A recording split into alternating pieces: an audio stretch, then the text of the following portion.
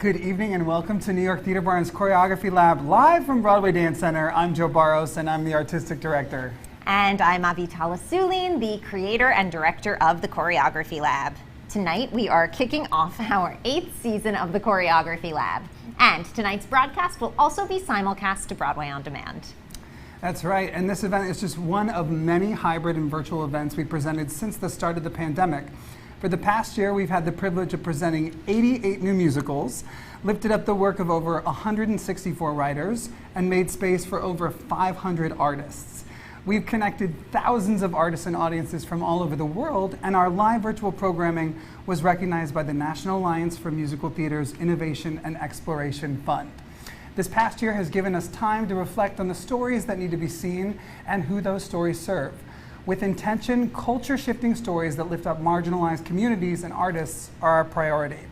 Our newest program, Theater Barn Records, aims to make musical theater development the most accessible it's ever been, both for artists and audiences. That's awesome. And it's an almost unbelievable amount of content. It is very exciting. And tonight we're bringing you our 4th hybrid choreography lab. Last season, we were incredibly proud of the fact that we were still able to produce our full 3-lab season, although in a somewhat different format. And while our in-person choreography labs often have a modest audience numbering in the dozens, we're thrilled to tell you that our historic October 2020 lab was viewed by over 1,300 people, wow. Or at least 1,300 times. That's at least what it says on the internet, so Yeah. We have to believe it. Anyhow, Choreography Lab is definitely growing, that is for sure. In tonight's One Show, Three Choreographers Lab, 3 choreographers will each explore a production number from the same show. I love this lab format so much. We have been doing it once a year for quite a while now, and it is always fascinating to see how 3 choreographers can approach material from the same musical and yet somehow imbue the numbers with their own unique choreographic sensibilities. That's right. And tonight we've added another interesting component to the lab. Prior to seeing the choreographer's full pieces, you'll see each choreographer present a small phrase of movement, the choreographic DNA or blueprint, so to speak, that their piece originally grew out of. And I'm really excited about that. I am too. In this way, you will be able to witness a really unique part of the choreographic process that is normally hidden from audience members. How a choreographer takes a small piece of generative choreography, I said it right, and uses those themes and ideas to create a full number. The original musical featured tonight is The Lesson by Avi Amon, Nolan Doran, and Ty Defoe. And we have 2 Avis tonight, Avi and Avi Amon. It's very exciting. The Lesson is a fantastical reimagining of a chance encounter between a revolutionary Beethoven and a more established Mozart, whose worlds and hearts collide in Vienna in 1787. The show is set in an alternate universe that melds the future and past into an entirely new queer, fun, and political space, a hybrid of theater, film, concert, and dance party. The Lesson is a meditation on the purpose of artistic expression, the influence of family on who we are, and the control of information and ideas by the government. It's a lesson that will change their lives and the world forever. The Lesson has been developed at the Johnny Mercer Writers Grove at Goodspeed Musicals by a Dramatist Guild Foundation Fellowship at Theater Accelerator and has also been featured in both New York Theater Barn's New Work series and a previous Choreography Lab. And writers Avi, Nolan, and Ty were recently featured on our live virtual New Work series where we discussed their collaboration and the impetus to create this original musical and featured thrilling selections from the show. Take a look.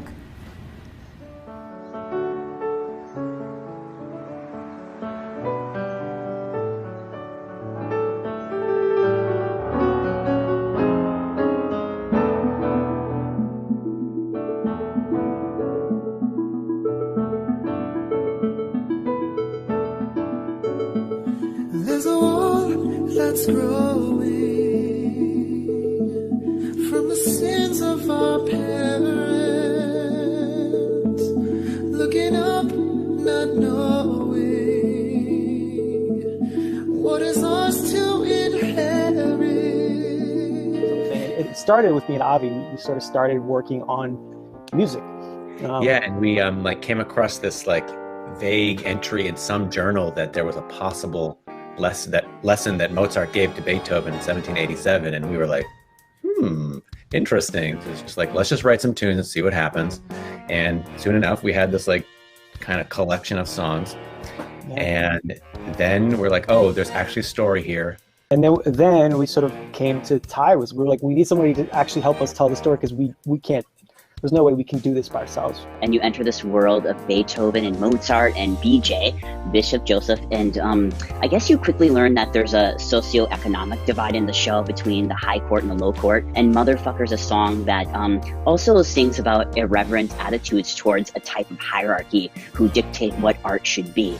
They sit on their throne and call it art, but I'm bored as shit. La la la la. They can all lick me in the arse. Want me to write what you want, I will walk out the door. That shit he gives will come around. The battles we fought, pop, pop, hey! Won't give a thought when he's in the ground. I'm destined for more. These motherfuckers won't leave me alone. That motherfucker won't leave me alone. This next song talks a little bit about, you know, when your heart goes pitter-patter with your moral code versus something trying to, I guess, climb the ladder. And so Mozart is sort of tested with all of his feelings.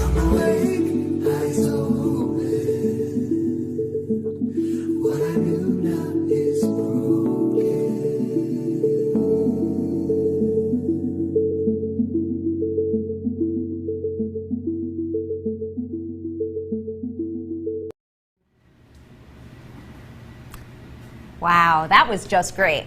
But wait, there's more. With this lab, we've also continued our new mentorship component, which we started last year, where we paired each choreographer with an established mentor choreographer. The amazing JoAnn Hunter mentored choreographer Tiger Brown, the brilliant Lorin Latarro mentored choreographer Mayte Natalio, and veteran Tony-nominated director-choreographer Denis Jones mentored choreographer Kathy Liu. The mentors met with their specific choreographer and the writing team to discuss an initial approach into the work and provided feedback during the rehearsal process.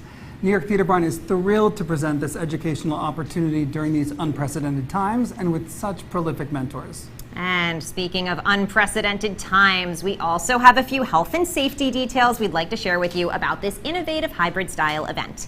Here to share more about that is Victoria Krauser Sanders, the Choreography Lab's associate producer. Yay. Thank you. Hi, I'm Victoria Krauser Sanders, and I am the associate producer of the lab. The health and safety of all participating artists and personnel have been our main priority throughout this process. Similar to our last Choreography Lab, everyone is masked while off camera. Additionally, everyone who is unmasked has had a negative COVID test within the past 48 hours. Mics are cleaned after each use, and the entire team on site today is fully vaccinated. Broadway Dance Center has generously reserved this part of the building for us, so we have plenty of space to operate safely. As always, we are adhering to CDC guidelines and New York State media production guidelines.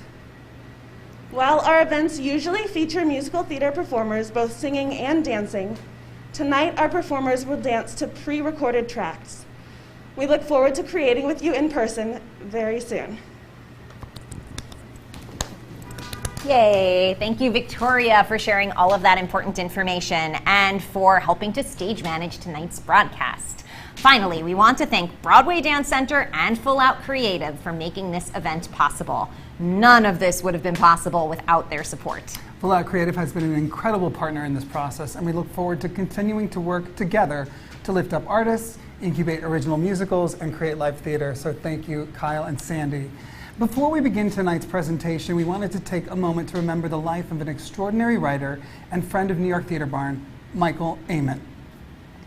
Performed by an all-Latinx cast and starring Danny Bolero, Mayte Amon's musical Coyote, co-written with Tim McCory, was featured in our Newark series. Michael passed away last week and will be deeply missed by his friends, family, and the entire theater community. His musical Coyote will be featured on the new TV show Opening Night America. Thank you for doing that, Joe. Okay, I think it's time for us to get started. On a slightly different note, our first number of the evening is Motherfucker! Whoa, Motherfucker, what a title. It's worth saying again, Motherfucker. When the lesson begins, we're introduced to both two motherfuckers, Beethoven and Mozart, and in the song Motherfucker, we see them each express their current frustrations. And choreographing Motherfucker is choreographer Tiger Brown. Tiger has worked as an associate choreographer at the Engelman and Tuacahn theaters, as well as for RWS. As a choreographer, her work was recently seen at the Jimmy Awards and on Seth Rudetsky's Stars in the House. And now joining us, Tiger Brown. Cheers. Hey, thanks for joining us. Thank you so much. Hi, happy to be here. Yeah, fabulous. Yes. All right, so Tiger, just tell us a little bit about your style as a choreographer. Sure. So my style as a choreographer pulls from a lot of different places. A lot of it is obviously very jazz technique, ballet centric, but it also has a jazz funk, hip hop element to it. Tends to be super musical as far as musicality is concerned. I like playing with accents. Love an accent. We love an accent Who doesn't? too. Exactly, a little Yes. accent. A little shoulder. Cool. Well, that sounds awesome. We'd love to see a short excerpt of the inspiration of your work before we see your piece. So please tell us who's dancing your inspiration beat today. Absolutely. So the fantastic Matthew Varvar. He is over here. Say hello to Matthew. Hey. Amazing. He is going to be performing an absolutely beautiful excerpt. So just a little bit about this moment in time. This is an excerpt from I call it the third chorus. It is a build on the original phrase, which you're going to see. So without further ado, Matthew, let's rock it out. So you have 5, 6, 7, 8, and 1. These motherfuckers won't leave me alone.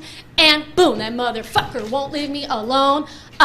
These motherfuckers won't leave me alone. 6, 7, 8, 1. These motherfuckers won't leave me alone. And push, that motherfucker won't leave me alone.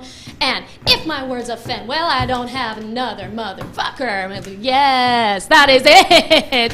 So, thank you, Matthew. You are glorious. Exactly. Yes. Oh, that was so great. I love that we're doing this. I think it's Super fun. Yeah, it's really fun to see like a little phrase and then we're going to see the actual piece in a moment. And I think it's just a cool little tidbit that like audiences don't see. They don't see that like a piece is made step by step. Right, and there were moments within that phrase that stem from the original and seeing how it builds and how it progresses and what the conversation is surrounding that piece is always interesting. Exactly, exactly. All right, so we're going to see how that's all interpolated together very, very soon.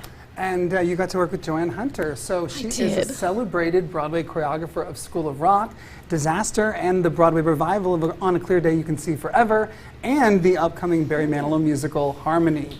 Her work has also been seen in the West End with School of Rock and Andrew Lloyd Webber's Cinderella. What has it been like to have the opportunity to work with JoAnn during this process, particularly during this moment in time? It's been remarkable. She is such a wonderful human, and her and I told you, like, the second we talked, I was like, oh, yes, this pairing works. She and I get along famously. The process of being apart still, because she's currently in London, you know, communication in this time period is obviously such a fascinating conversation that goes beyond this whole experience. And being able to have someone on the other end to bounce ideas off of and just say, like, is this reading to you? Does this make sense? And to have her knowledge behind it and to hear her, the way she goes through things and taking parts of her process and allowing it to invite it into mine as well. It has been invaluable, and I am so indebted to her. And not only is she an amazing choreographer who's very collaborative and works all the time, but if you've seen a Broadway show in the last 30 years, you've definitely seen her in She's a role everywhere. or in the chorus. She's Ellen everywhere. Nathan posted a video the Yes. other day of Forget About the Boy, and there she was, dead center, dancing. I think Wild. it's something like 20 Broadway credits in total. Wow. I think she has, like Something between crazy, performer and yes. choreographer. It's amazing. All right. Before we show you Tiger's presentation, we are getting there, we promise. We have a special treat for you. While JoAnn is in London at the moment, she did want to share a few words with us about her experience working with Tiger on this evening's lab presentation. Let's take a look at that now. Hello, I am JoAnn Hunter, and I had the absolute pleasure and privilege to mentor Tiger on this developmental lab of tonight's piece. I wanted to hear what her point of view was in the story. I felt like my job is to help ask questions on what her point of view was, what she wanted to what she wanted to tell through movement. Movement can help pinpoint, can help an audience understand what we need to listen to, where we need to listen to it. And when you are in sync with your director, with your writer on how that can happen, dance movement can help carry that through line through. That is where I live. I love helping create story through movement. And so we talked about things like that, and she was great. She was fantastic. She sent me videos all the time, her concepts and everything. And there are sometimes I asked her, well, I find incredibly clear. What are you trying to say here? Because I'm not quite sure, but talk me through it. She would talk me through it, and we would just banter and back and forth. But when you're dealing with movement and trying to create story through movement, you need space. You need space, you need bodies. And I think that is a great thing that New York Theater Barn is offering to emerging choreographers. To choreographers, we need space. And so I can't even tell you how many times I've personally put out my own money to get into a studio because I didn't have enough pre-pro time, or it was not in the budget to grant me enough pre-pro time. But you know what? You're a professional. You have to. It's like, well, I need to get into a studio. If they're not going to pay for dancers, it came out of my pocket, because that's what you do. You know, it's what is needed in the world of choreography and creating movement is that you need that space. You need someone to help you with that space. You need someone to help you offer these dancers some type of stipend. You can't always expect people to do something for free. They're offering their talent to help you. So I think New York Theater Barn offering that is a huge, huge plus and so needed. Oh man, all right. You almost saw us twirling, but then at the very last minute we decided not to twirl, which is why we're a little giggly now, but that's fine. All right, I think it is finally time for us to see a piece. It is time to see Motherfucker. Oh, and one more thing. Although you will realize this when you see it, this piece was actually performed and recorded on site in Washington Square Park. This project features performances by Kyle Dupree, AJ Lockhart, Matthew Varvar, Amelia Burkhart, Kristen Roa, and Trevor Michael Schmidt. All right. Yeah.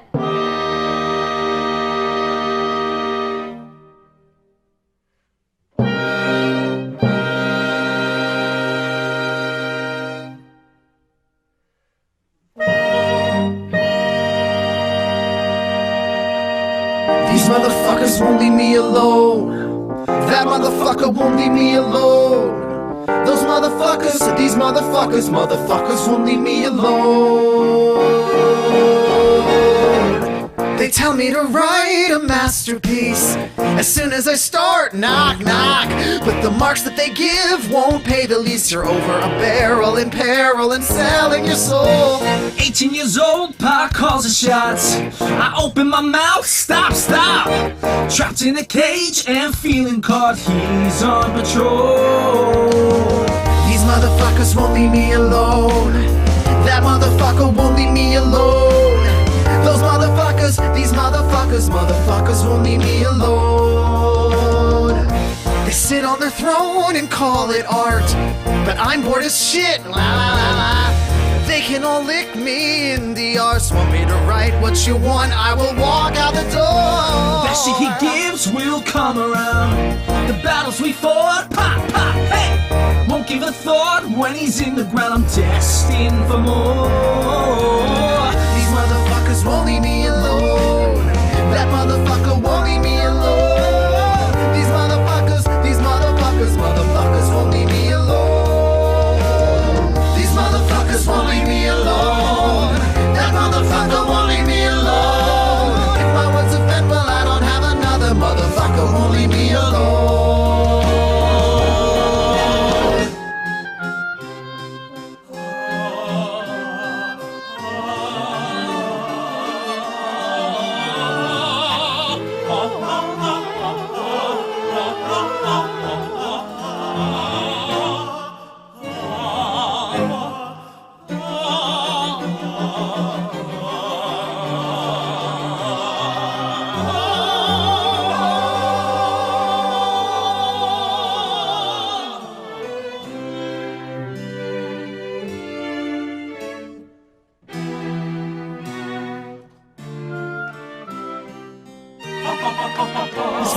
motherfucker. You motherfucker. These motherfuckers won't leave me alone. That motherfucker won't leave me alone. Those motherfuckers, these motherfuckers. Motherfuckers won't leave me alone. Motherfuckers won't leave me alone. He's a motherfucker, they're a motherfucker. I don't wanna hear another word you utter. Every word I said I meant, I didn't stutter. Motherfucker, just leave me alone.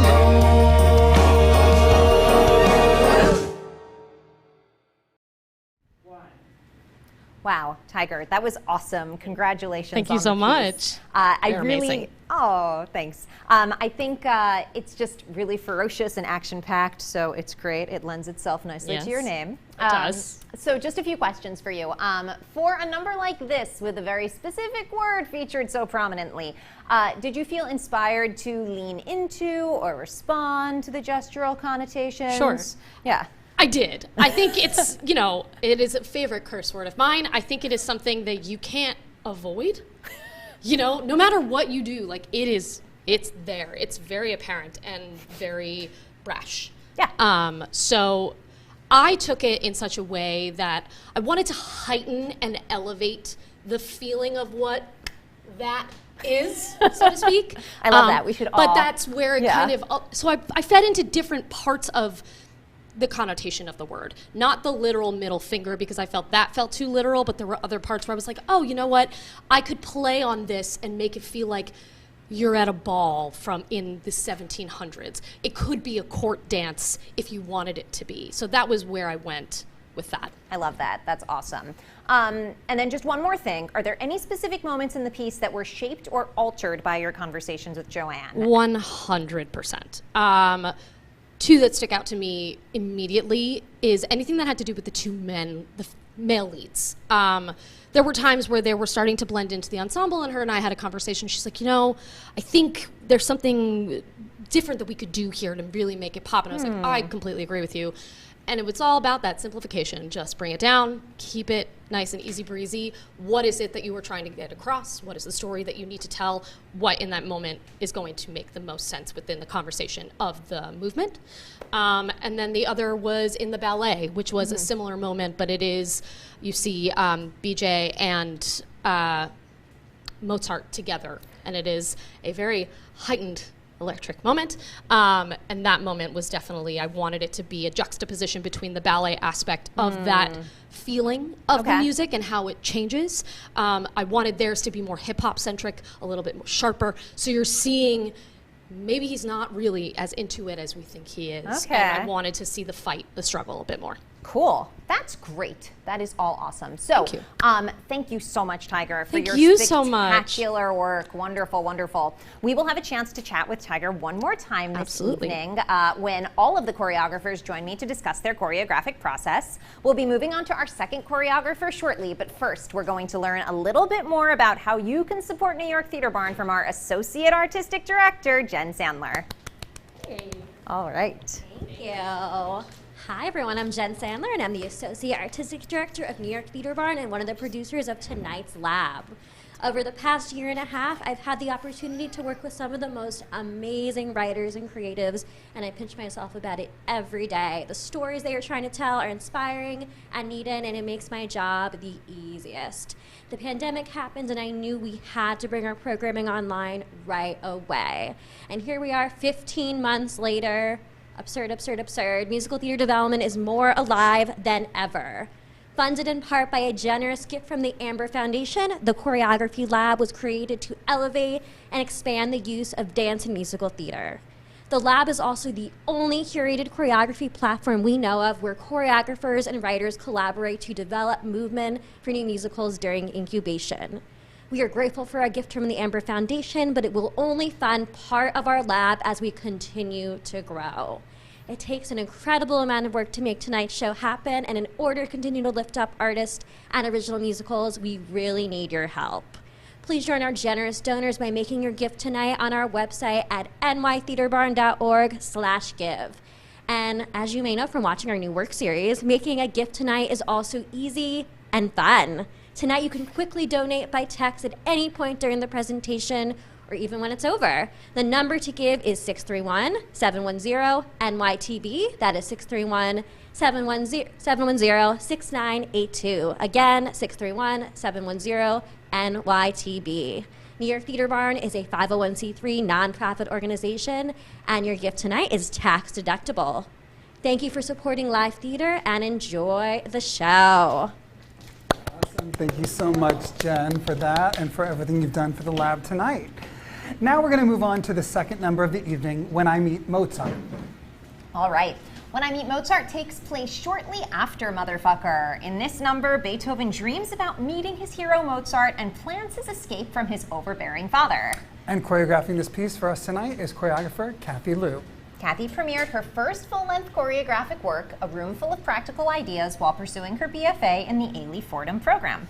She also choreographed Dimes, a new musical, Orla's Siren album show, and music videos for Billy Risi, Evangela, and Yeba. All right. All right. Come Here's on, Kathy. Kathy. Great. Yay. It's me. Hello. Hi. Hello. Thank you so much for being here. Thank you. Happy to be here. Yeah. All right. So as I've gotten to know you, I've discovered that you are accomplished working in a bunch of different mediums. Can you share a little bit about your background and about just how you kind of float from different mediums? Thing to thing. Yeah. So my main background is in ballet, modern, contemporary, sort of more classical forms, but at my time at Fordham and at Ailey, I was exposed to so many different people that are kind of trying to find their own way in the arts world, both in dance, in theater, in film.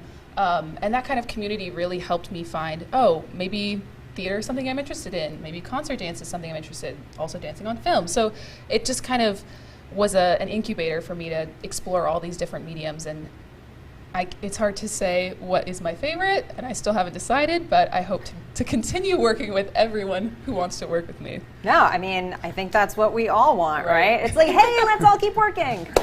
So that sounds really, really great. We'd love to see a short snippet of your work inspiration before we jump into your piece. And I hear that there's a dancer here to present. Yes, I have the lovely Brianna Marquis Watson here with us today. Amazing. Let's see a little phrase work. Let's see him do his thing. So we're gonna come in 1, 2, 3, 4, 5, 6, step, step, dun dun dun dun dun dun dun, and boom, ha, ta da, boom, da, ha, ha, shoom, pa, boom. Yes, ka, doom, da, ha, ha, da da, lift. Exhale. Yes. Yay.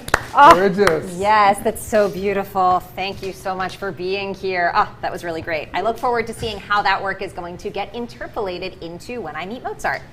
So, Kathy, you were mentored by director choreographer Denis Jones on this piece. Denis is a 2-time Tony Award nominated choreographer, and his work has been seen on Broadway in Tootsie, Irving Berlin's Holiday Inn, and Honeymoon in Vegas. And when I think of his work, I think of those umbrellas in Honeymoon in Vegas, and also this incredible tap number, I guess it was, of all these incredible young actors in the back lot at I think it was MGM in Chasing Rainbows, dancing on desks. What are 3 words that best describe your experience working with Denis? Well, Denis wanted me to say it was terrible working with him, but I can't say it because it's totally not true. Denis has been, 3 words isn't enough, but he's been so supportive, really attentive, and just so generous with his time. And he's always there for me, even if I'm a little more hesitant to reach out, he's there to embrace and give me the space and the time that I need to really work out all of the questions that I had with the choreography and with the music. So it was amazing. Awesome. That's so lovely to hear. All right, and we have something very exciting because here to tell us a little bit about this particular mentorship process is choreographer Denis Jones. Woo! Yay! Thank you. Hi. It's been such a great pleasure and an honor to be a part of this program. Honestly, it was a program I wish existed when I started choreographing to sort of, on a selfish level, to be in the proximity of such an exciting emerging talent and to get to know her process has been a huge gift to me, and to just be kind of available and supportive and offer the insight that I have having a few years on you and a couple more shows under my belt, to be able to share that in any way with someone like Kathy has been an enormous gift. So thank you, Theater Barn, for having me, and congratulations on your incredible program. Yay, wonderful. Thank you. Oh, Denis, thank you so much. You really have been so wonderful. It's been so fabulous to have you here. Let's see. All right, so as a special treat, just so you know, Denis is going to be back one more time. He's going to join us in moderating our final discussion between all three choreographers. That's so right. You're not done with me yet. Not done No, yet. I'll be back. You're going to get me and Denis and all three of the choreographers. Okay, but I think it is time for us to see When I Meet Mozart. This number was also filmed live on location at Pier 84 at Hudson River Park in the heart of Hell's Kitchen. And the piece features performances by Jordan Fife Hunt, Brianna Marquis Watson, and Catherine Winter.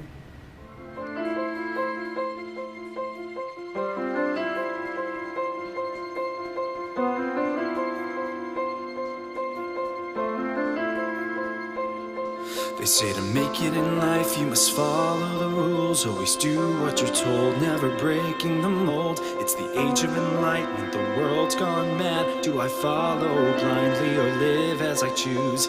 How can a father who loves his child control him for fun, making me wanna run? And he can't decide what my fate is. I'll create a path that he can't refuse. And though despite my class I'll rise up from the masses, need to move from old Vienna. I need to find a man who might just understand.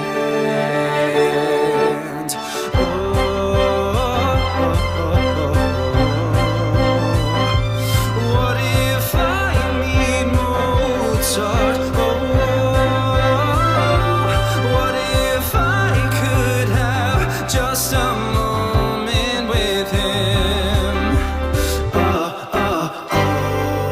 I'd have so many questions. Where to begin? How'd you get your start? Type of women in art. And what was it like being famous at 10? To travel the world, do whatever you choose. You see, I am a man who believes in the signs, like a star in the sky, ladybug in your eye. And the whole universe is saying, take a step towards the light and follow the clues. I need a brotherhood where I am understood. I gotta get to New Vienna. I know that he's the man. Now I just need a plan.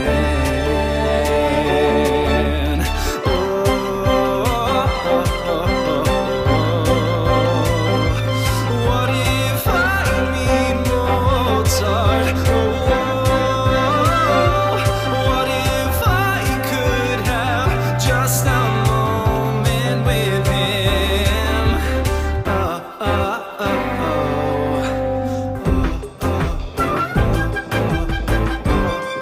Gotta find a way to get to him. Change my life for the better. Only he can know the answers to the questions that I have inside. Gonna find a way to get to him.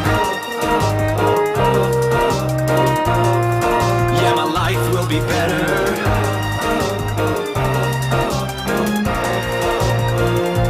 Yeah, when I meet Mozart.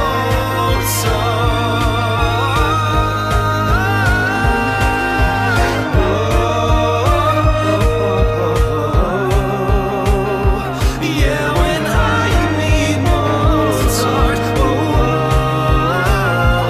Yeah, when I have just a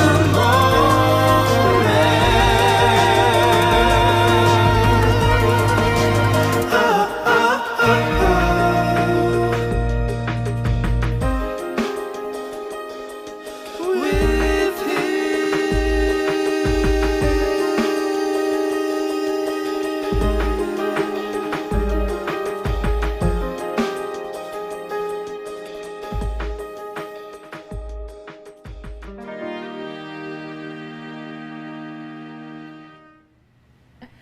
Oh, Kathy, that was incredible. Thank you so much. Thank you. I loved your moments of storytelling and how they kind of morphed into flashier pieces of choreography. Just a few little questions. What are some of the themes of When I Meet Mozart that resonated the most with you as a choreographer?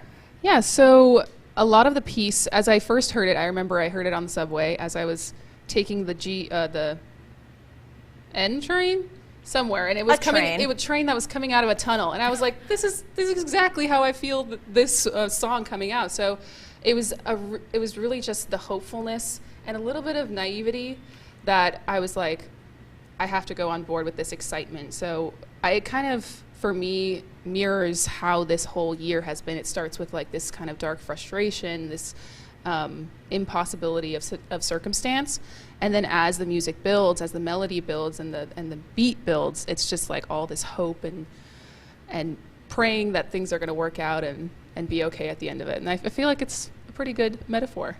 I think that's an excellent metaphor. I mean, I have to tell you, like, I write these questions and then I'm like blown away by the answers. I like stand here and I'm like, oh my God, what a lovely answer to the question. That's so good. And then I'd also just love to know, what is something that wound up changing over the course of your choreographic process as a result of working with Denis? Yeah, so the first conversation I had with Denis was really kind of the turning point. So even before I had started working with my dancers, Denis and I had a conversation, and it was mostly about what are my expectations for the piece and what do I see it as, and he just allowed me to really be free and take my movement quality and my experience into the music. Excuse me. Because I think when you think of musical theater, or you think of theater in a theater setting, it brings this very specific kind of classical image, but now that we see theater moving forward as an art form, we bring all of our own kind of influences into it. So he just really allowed me to be like, you do what you want to do. Don't expect anything. Oh, I love that. I think that's great because, I mean, we really are moving to a place where musical theater is becoming so many different things. Exactly, and ultimately, I think the most successful choreography winds up being choreography that is just of the person's body, right? I mean, that's really what it comes down to. All right, so we're going to chat a little bit more when we bring back all three choreographers. But for now, we are going to take a quick look at the Choreography Lab through the years. We made a recap reel that celebrates the work of our community of artists last year. And if you haven't seen it before, now's your chance. And if you have seen it, you have two choices. You can stand up and stretch, or you can watch it again because we put in some new footage. So here we go. Here is our little highlights reel.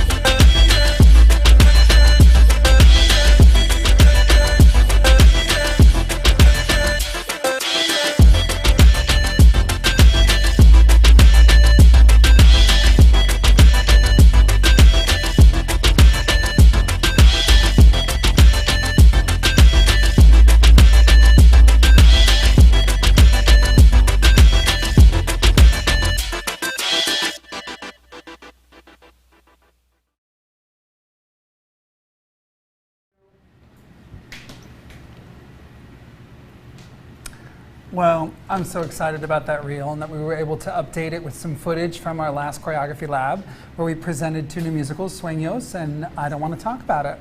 Yes, absolutely. We have presented the work of so many wonderful choreographers over the last 7 years. And I also really loved Kathy's piece. I think that it really served you know, the style and tone of the show, and that it's a blend of classic and contemporary styles, and just filmed so beautifully. And when you have those moving cameras, it feels like you're right there, like, you know, they're right in front of you. So thank you again to Full Out Creative. It just looks fantastic. Now we're going to move on to the third and final number of the evening. The song is called To the Light. Yes, To the Light takes place several scenes after When I Meet Mozart. In this number, we experience a ritualistic introduction into the secret and mysterious guild. Ooh, and choreographing this piece for us tonight is choreographer Mayte Natalio. Wonderful. Mayte has been part of Camille A. Brown's choreography team. Oh, it's okay. It's okay. Am I early? No, it's okay. We like brought you in. We were like, come on, come join us. But hold on, now we have to talk about you. I saw applause. No, it's okay. That was my cue. Good, let's move this way. Here, let's give you some credits, though. So she has been on Camille A. Brown's choreography team on several productions, including NBC's Jesus Christ Superstar Live, and has also choreographed for many wonderful regional theaters, including Two River Theater, Dallas Theater Center, and Barrington Stage Company. All right, yay! Okay, so in addition to your work as a choreographer, Mayte, you are also one of the co-founders of the immersive event company Minute Zero with fellow Choreography Lab alumna Kristen Yancey. Yes. Can you share a little bit more about your background as a choreographer with us? Yes, my background as a choreographer is all over the place. I started off as a concert dancer, and specifically a modern dancer. So a lot of my work always originates like grounded and into the grounds. But then as a performer, I did a little bit of everything from downtown experimental theater, concert dance, commercial dance, musical theater, hip hop, immersive theater. So I kind of borrow a little bit of all of my experiences as a performer, and also just the things that I'm inspired by as far as like music and movies and like art. So that kind of, you know, makes its way into the work always. And kind of I like mess, so there's always a bit of a mess in the work. That's amazing. Oh, so great. So let's see. We would love to show a short snippet of your choreographic phrase work that you will be including in tonight's piece, and I believe you have a dancer here to present. Yes, I have Tatiana here. She's wonderful. And I know that later on we're going to talk a little more about gestures, so I won't say too much about what you'll see. So this is just a little bit of what we did of To the Light, and I'm just going to count. I won't sing or rap. Perfect. But here we go. A 5, 6, 7, and a 1, 2, 3, 4, 5, 6, 7, 8, and 1, 2 and 3, 4 and 5, 6, 7, and a 1, 2, 3, 4, 5, 6, 7, and a 1, 2, 3, 4, 5, 6, 7, and 8, 1, 2, 3, 4, 5, and 6, hold 7, 8, 1, 2, 3, 4, 5, 6, 7, 8, and 1, 2, 3, 4, 5, 6, 7, 8, and that's it. Yes. Oh, I'm happy that that's what you chose. I was secretly hoping for that phrase. And just a little background, you know, the jacket, I was, you know, Secret Society, the Guild. So we, you know, in my head, it's like a amazing cloak, you know, that they're wearing in a basement somewhere with candles. So. Yeah, no, absolutely. Not flammable. I'm seeing all of that too. So I'm interested in seeing how it all comes together in the piece in a few moments. Great. So let's. Awesome. I'm going to come back in here. Thank you so much. Thank you, Tati. So you were mentored by director choreographer Lorin Latarro on this piece. Lorin is a prolific choreographer and director and mother, and I've had the privilege of being her associate 3 times, and we're both on the directing team of a new musical called Breathe.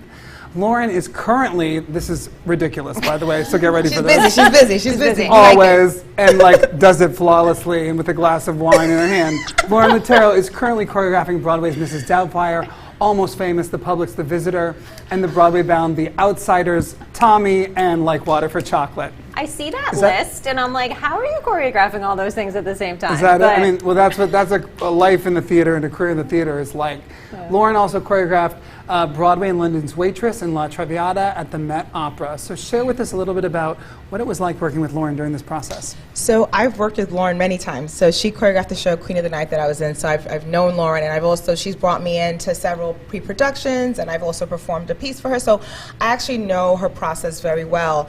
And one of the things that Lorin reminded me and was so helpful to go back to because I think we both also both have similar backgrounds as far as like coming from like conservatory style training and like super dance training, that our impulse is always to go just dance, to make cool moves, to make steps, you know, to just dance. And, you know, with musical theater, it's about what you're trying to tell, with the story, where you're supposed to end up. So Lorin was saying how she likes to start with the script first, and I actually found that very helpful, and I've done that before, and it just reminded me to actually, before I even go with the music, just read the words and try to map out what's happening on the page, because the second I hear music, I just start dancing and making cool moves and doing a two-step, and then it's like, but that doesn't really have anything to do with what the story that the writers who spent all these years writing want to say. So that was very helpful. Yeah. She's very invested in story, and in fact, that's why she's great at new musicals and plays. Yes. Yeah. No, absolutely. And I think it's really important, I'm going to spiel for one more second here, off script, but I think it's really important that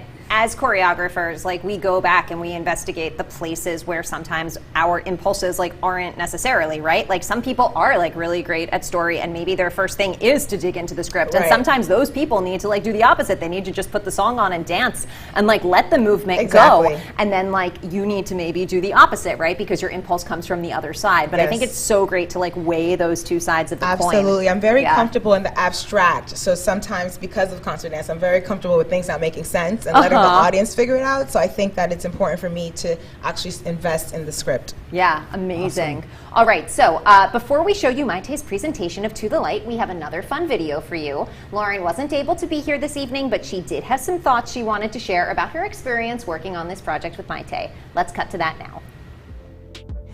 Hi, this is Lorin Latarro here, and I was so happy to be a mentor to Mayte Natalio. Though Mayte doesn't need much of mentorship, she's an extraordinary young choreographer. So we had a conversation about narrative and storytelling, and I think what you'll see, she took it to heart. She's a beautiful choreographer and quite a storyteller.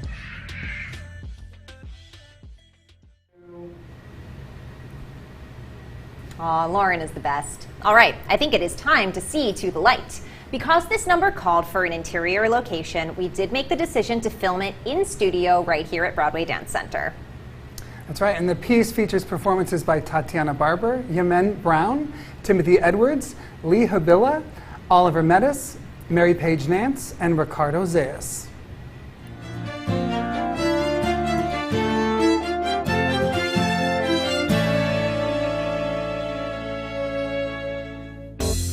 Under the veil is a world beyond our sight.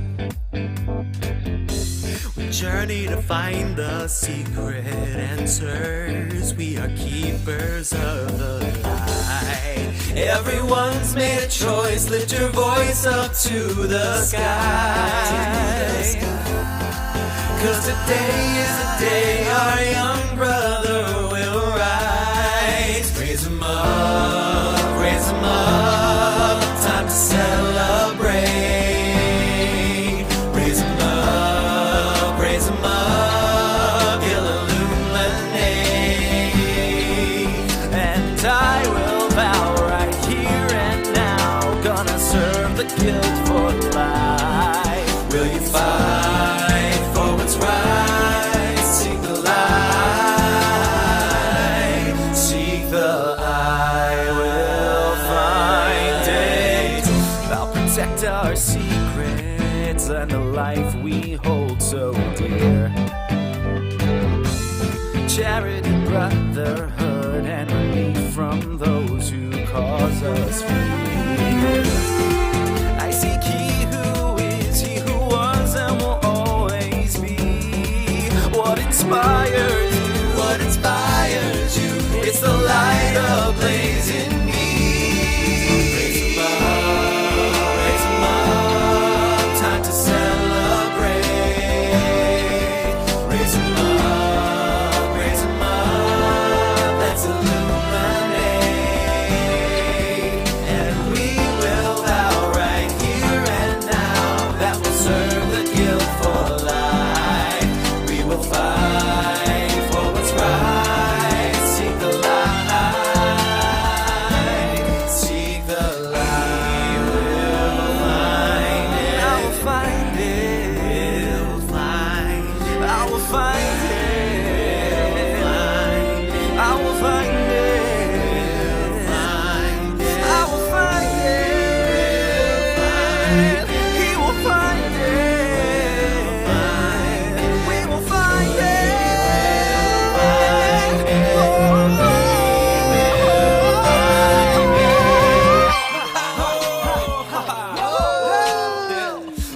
of the world, everyone raise your glass to the institution.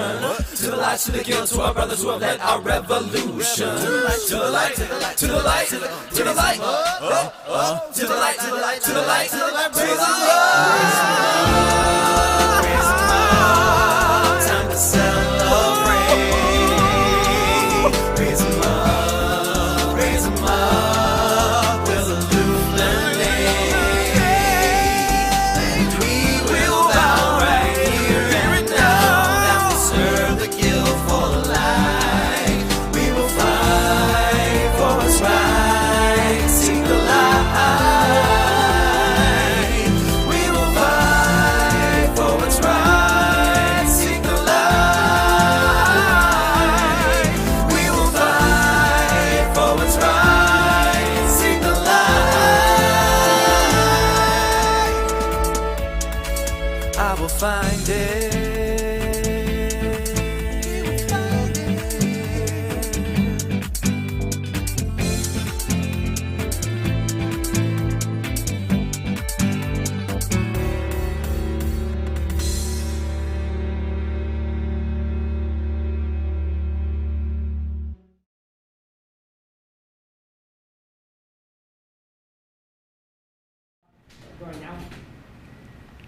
All right, live theater, live show, unsure. Okay, well, in case we didn't get it the first time, Mayte, that was really incredible. Thank you. And I just really love how action-packed everything you do is, and the use of those robes. I also just really love, like, it feels to me as like you're watching your stuff, it's like you're speaking like all these different languages fluidly, and you're just like going from thing to thing. So anyway, let's talk a little bit about gesture and ritual.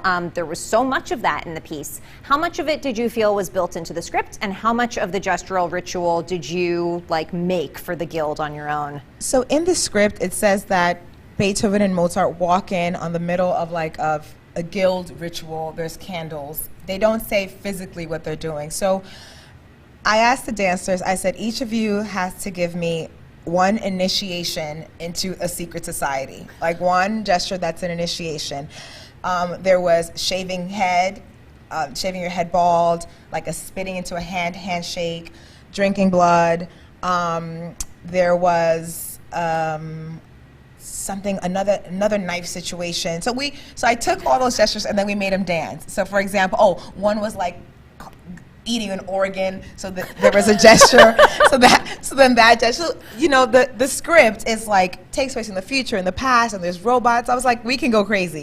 So I'm like, maybe this is normal. We can normalize drinking blood here, and all kinds of things that are taboo in the pandemic. So we just took all these things, like cutting up somebody's heart and eating it, and just made it into a dance. So it was kind of fun to play with what you have to do to get into this secret society, into this guild. And then there's a lot of talk, that's a literal, and there's a lot of talk of the veil. So they look up a lot because there's also like, you know, the veil is like figurative and like just like something that's like hovering over you, and that it's something more intellectual. So there's that aspect to it. And then there was the cloaks that you saw. That's just, you know, I love a prop, and that was just, you know, in my head, they're amazing, beautiful, fabulous, expensive robes. Amazing. That's so great. And then just quickly, was there anything in your work that you chose to approach differently on this project as a result of working with Lorin? I don't think it differently. I think that Lorin, like I said earlier, just reminded me about whenever I got stuck to go back to the script. And that happened a lot. Because also with the time crunch, you just get focused on trying to get it done. And then when I would get stuck, I'm like, oh, this is supposed to be happening now. So that actually really helped. That's awesome. That's so great. All right. Okay. So thank you so much, Mayte. Thank you. You'll be back in 1 second. Yes. We're going to just go to one more little commercial. So thank you, and we'll see you in a bit. Thank you. Cool. Very much. Thank you. All right. So before we move into our choreographers panel with all three of our choreographers and Denis, we will be hearing from Hector Flores about New York Theater Barn's first ever anniversary campaign, which is officially launching today. Here it is. Good evening, I'm Hector Flores Jr., president of Theater Barn Records, and we are about to embark on a celebration of New York Theater Barn's 14th anniversary. That's right, New York Theater Barn has been incubating original culture-shifting musicals for 14 years. And now you can help us reach our goal of raising $14,000 for 14 years. During the pandemic and our pivot to virtual work, we found concert recordings to be one of the most exciting and accessible ways for artists to be seen and heard. After teaming up with the Grammy Award-winning Broadway Records, Theater Barn Records was founded as a platform to incubate, explore, and circulate new musicals in development to a global audience. After the success of our first album, debuting at number 7 on the Billboard Cast Album charts, Willow is the first musical in a series of interlocking stories from the Averno universe. We're happy to announce the upcoming release of the third album from the Averno universe, Bitter Summer, coming to all streaming platforms this June, followed by Tyler Tafoya's song cycle, Seasons. We are also excited to announce that Theater Barn Records will be releasing a compilation album to commemorate NYTV's 14th anniversary. The new musicals mixtape will include songs incubated and presented by the company, including writers and stories we love and want to share with the world. Please join us on this journey as we invest in artists and new ways to tell stories. New York Theater Barn is a 501c3 nonprofit, so your gifts are tax deductible. And remember, no donation is too small, and by the same token, no donation is too large. Thank you and enjoy the show.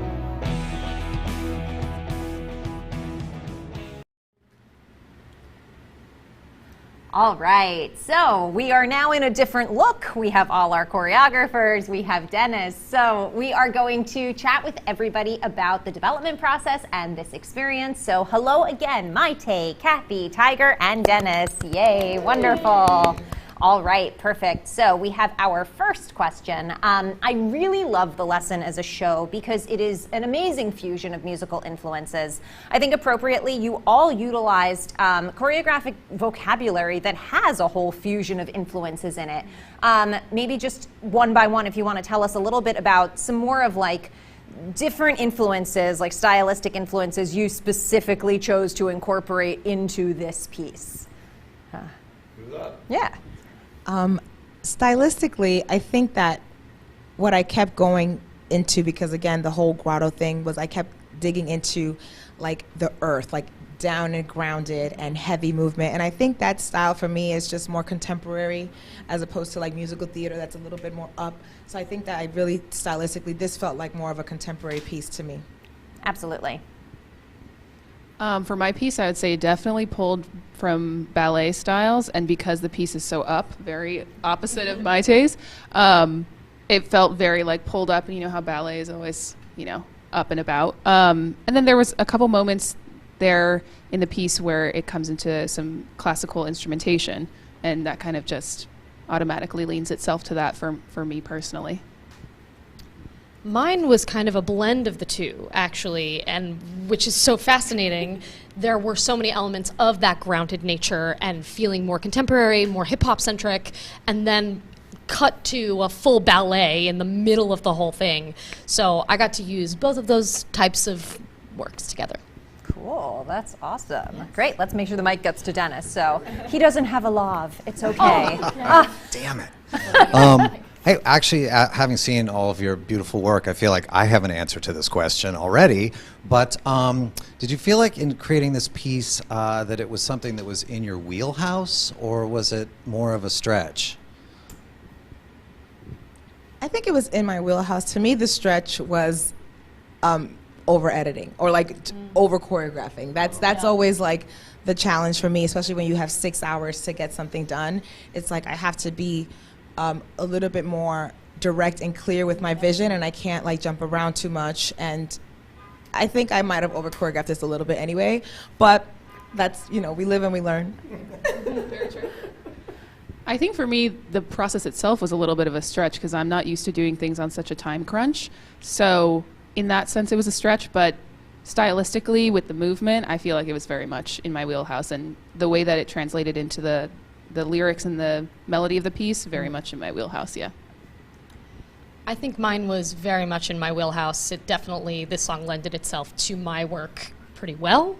It felt very natural, like the pre-production process was very easy. It came out pretty well and minimal editing, but I'm with you in the sense that my biggest challenge is always, how do I pare down what is the clearest path What do I need to say? How do I say it? So for me, this is a really fantastic lesson in editing, in making sure that you are finding the most succinct way possible to say what you need to say.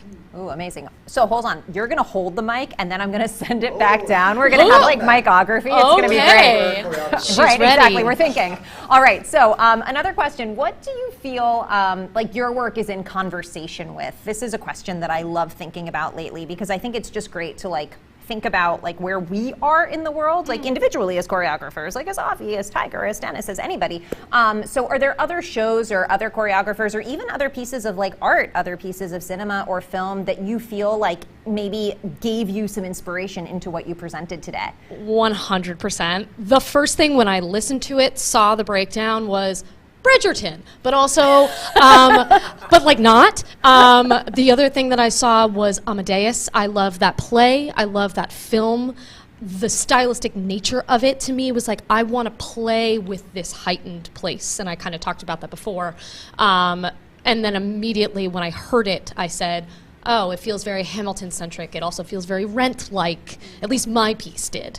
So I kind of drew from some of those influences and Andy Blankenbuehler and that kind of a feel of this concentricness to my piece. And that was something of them dueling and living completely parallel lives. They don't actually intersect, but they're constantly orbiting each other. And that is something within Hamilton that I really liked with the usage of the turntable and how we're watching from the outside, and the use of the ensemble as not necessarily just voyeurs, but also as people who interject and people who come in and out of scenes and are able to play different things at once. That was something that I wanted to play with as well. Sure. That was an awesome answer. Mine is not that great. I think for me, a lot of my choreographic influence comes from like contemporary ballet choreographers. So like Wayne McGregor, I love. Christopher Wheeldon, but specifically this piece, I was thinking more of it stylistically as contemporary ballet. So almost in the realm of the West Side Story revival, I was going towards that. Anna Van Kerst. I'm not going to try. Sorry. Okay. You know what I mean. And I was really trying to like this is almost like my projection of looking forward into musical theater in like 5 to 10 years. What are we going to see on stage, and what can we bring from influences in other dance forms and meld that together with this great community? Cool. I think that I wasn't thinking so much for this piece about conversations with other works. I think I was more thinking about like conversation with like just like energy and or like movements, especially because my piece is about like misfits and like secret society. And I was thinking more like films, like, you know, like you think like Goonies or any of those movies where like bad kids are being bad. I've also like this over the pandemic, like there's like works that I've really like were drawn to, like TV shows, and one of them was I May Destroy You, and it's just like it shows the beauty and the ugly side of abandonment and about youth and freedom, and I feel like that is kind of somewhere in this world. Like there's a beauty in being reckless, but then that always leads to a downfall. Like there's the freedom and the euphoria of recklessness is so amazing, but then there's always like the next day, and I kind of was like I was kind of leaning into that a little bit. Nice. Amazing. One of the things that's so cool about this this program is you didn't see one another's work until today, just now, in real time, as did I. When you were seeing one another's work, did you see similarities, differences? You want to tell me about that a little bit? I saw what I saw similar was like and in trying to find individuality in the performers. Like there was a lot of like, we all did like the ensemble thing, but there was always a moment where you saw where each performer had a freedom moment. Gesturally, I also saw a lot of like under round arm, which I was like, you know, it was like a little bit of theme thing that I was like, okay, that tracks. It's so interesting. We've done labs like this, like maybe this is like the 5th or 6th time we've done a lab where we've had like the same show and we've had different choreographers, and it's like every time it's like you bring people from different backgrounds, you bring people from different experiences, different things, but still like there is something about like putting people on the same piece of material where like something thematically will happen and you'll be like, oh my God, that gesture was in all 3 pieces or all 4 pieces, and you're like, okay, I guess there's something about the musical. Absolutely, 100%. Yeah. I will say I was watching Tiger's piece and I noticed that, again, with that instrumentation, the classical instrumentation, we both kind of went for that ballet feel. So that was one thing that was very specifically similar. But I think across the 3 of our pieces, just like the energy that we started with and the energy that we ended with were all very different. So like the piece, specifically my piece, starts very low, ends pretty high, and then comes back down. Whereas Mayte's, I feel like yours ends on like this like super strong, and of course yours ends really strong too. Like, how can you not? Yes.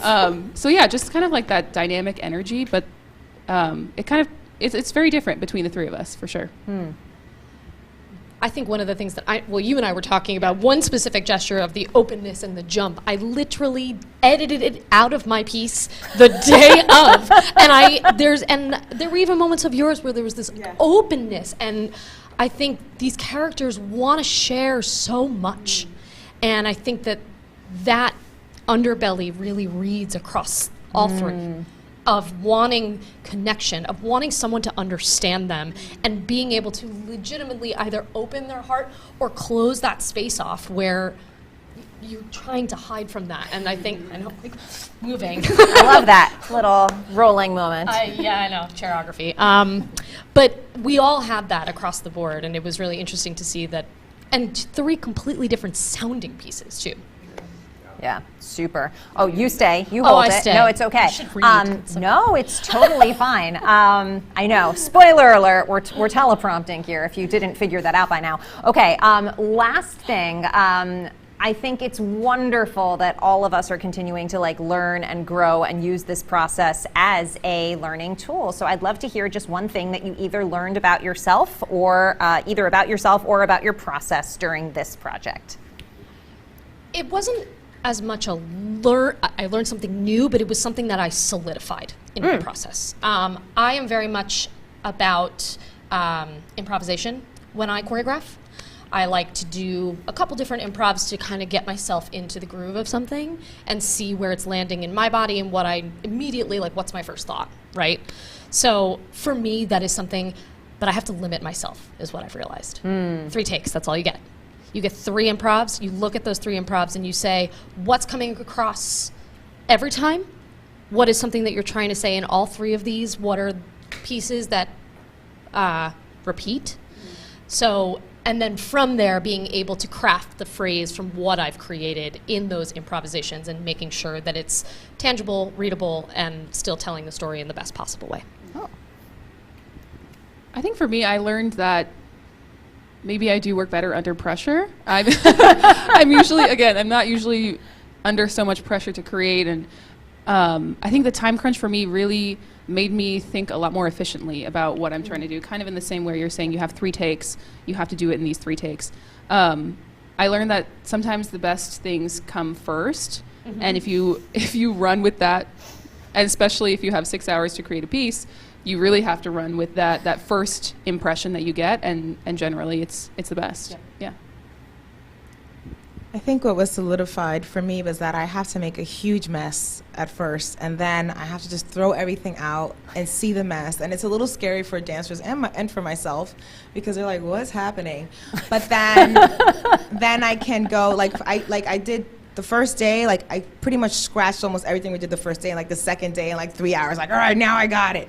But I needed that first day to like make a couple of phrases and see what it was and what it wasn't. And then so I used to get like scared with the mess that I was making, like, oh, it's all wrong. Now I'm I can be a little more confident, like seeing the mess and knowing that I'm gonna find my way out of it.